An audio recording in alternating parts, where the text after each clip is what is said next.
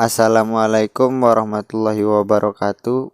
Perkenalkan, nama saya Dihan Farsa Setiawan, kelas A2, Prodi S1 Peternakan, akan menjelaskan apa itu paragraf.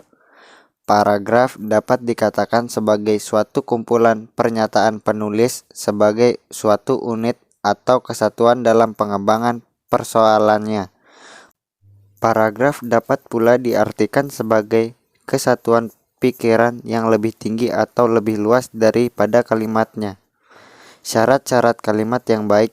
Tidak semua kumpulan kalimat dapat dikatakan sebagai sebuah paragraf, dan tidak semua paragraf dapat dikatakan sebagai paragraf yang baik. Kumpulan kalimat yang saling berhubung dan memenuhi persyaratan tentu sajalah yang dapat dikatakan sebuah paragraf. Paragraf yang baik hendaklah memenuhi persyaratan seperti berikut, yaitu 1.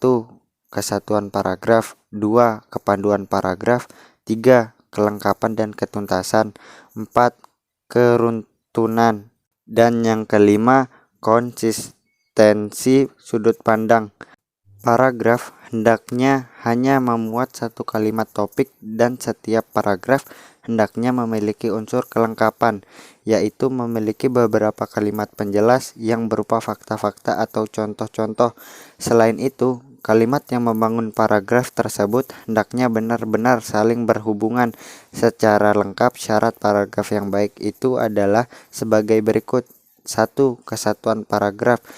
Sebuah paragraf dikatakan memiliki kesatuan jika paragraf itu hanya mengandung satu gagasan utama dan kalimat-kalimat dalam paragraf mengaruh pada satu pokok atau tidak menyimpang dari pokok pembicaraan. Yang kedua, kepaduan paragraf. Paragraf yang baik harus memperlihatkan hubungan antara kalimat yang erat. Paragraf yang dibangun dari kalimat-kalimat yang loncat-loncat berarti paragraf tersebut tidak koheren atau tidak padu. Apabila tidak ada kepaduan, loncatan-loncatan pikiran, urutan waktu, dan fakta yang tidak teratur akan terjadi sehingga menyimpang dari kalimat topik. Sebuah paragraf dapat dikatakan memiliki kepaduan jika terdapat keserasian hubungan antara kalimat dalam paragraf. 1. Kata transisi atau yang bisa disebut ungkapan penghubung antara kalimat. 2. Referensi. 3. Substitusi. 4. Elipsis. 5. Sinonim dan antonim. 6. Hiponim. 7. Kemeroniman. 8. Repetasi. Selanjutnya yang ketiga, kelengkapan dan ketuntasan. Kelengkapan paragraf dapat dikatakan kelengkapan apabila dibangun atas beberapa kalimat penjelas yang cukup untuk menunjukkan kejelasan kalimat topik. Paragraf dikatakan tidak lengkap apabila hanya dikembangkan dan diperluas dengan pengulangan-pengulangan atau kurang memiliki kalimat yang memadai.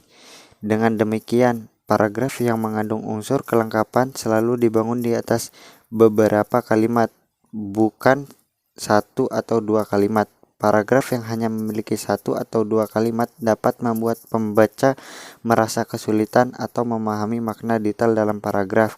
Ketuntasan dapat dimaknai ke dalam pembahasan, yakni semakin kornit penggambaran suatu objek akan semakin jelas informasi yang disampaikan. Dan yang keempat, keruntunan. Sebuah paragraf dikatakan runtut apabila jika uraian informasi disajikan secara urut, tidak ada informasi yang melompat-lompat sehingga pembaca lebih mudah mengikuti jalan pikiran penulis. Ketuntunan paragraf ditampilkan melalui hubungan formalitas di antara kalimat yang berbentuk paragraf. Hubungan formalitas tersebut menunjukkan pola urut pengajiannya. Urutan tidak berhubungan dengan kalimat-kalimat yang membangun paragraf hendaknya memiliki urutan-urutan ide secara logis. Syarat ini mirip dengan kepanduan, hanya saja urutan-urutan kalimat yang membangun paragraf hendaknya memiliki keruntutan. 5. Konsistensi sudut pandang adalah suatu teknik yang digunakan pengarang dalam menampilkan pelaku dalam ceritanya Ada 3 sudut panga, yaitu A. Sudut pandang orang pertama, sudut pandang orang kedua, sudut pandang orang ketiga. Agar sebuah paragraf dapat dipahami pembicara, penulis harus konsisten menggunakan sudut pandang orang tertentu dalam menulis sebuah paragraf. Konsistensi sudut pandang merupakan syarat terbentuknya paragraf yang baik. Jenis-jenis paragraf yaitu A. Paragraf deduktif merupakan salah satu jenis paragraf berdasarkan kalimat utamanya atau gagasan pokok. Paragraf deduktif adalah yang kalimat utamanya berada di awal paragraf. Kalimat selanjutnya setelah kalimat utama adalah rincian. Kalimat rincian ini bisa berupa contoh, bukti, deskripsi, atau yang lainnya. Contoh paragraf deduktif. Tenaga kerja yang diperlukan dalam persaingan bebas adalah tenaga kerja yang mempunyai etos kerja tinggi, yaitu tenaga yang pandai, terampil, dan berkepribadian. Tenaga kerja yang pandai adalah tenaga yang mempunyai kemampuan akademis memadai sesuai dengan disiplin ilmu tertentu. Terampil artinya mampu menerapkan kemampuan akademis yang dimiliki disertai kemampuan pendukung yang sesuai untuk diterapkan agar diperoleh hasil maksimal. Sementara itu, tenaga kerja yang berkepribadian adalah tenaga yang mempunyai sikap loyal, disiplin, dan jujur. B. Paragraf induktif. Paragraf induktif memiliki ide pokok yang terletak pada akhir paragraf. Biasanya, paragraf induktif diawali dengan menyebut peristiwa kasus terlebih dahulu dan kemudian kesimpulan terletak di akhir. Secara umum, ide pokok paragraf induktif bisa dilihat dengan adanya kalimat konjungsi seperti jadi, akhirnya, akibatnya, oleh karena itu, maka dari itu, berdasarkan uraian di atas. Dan demikian contoh paragraf induktif.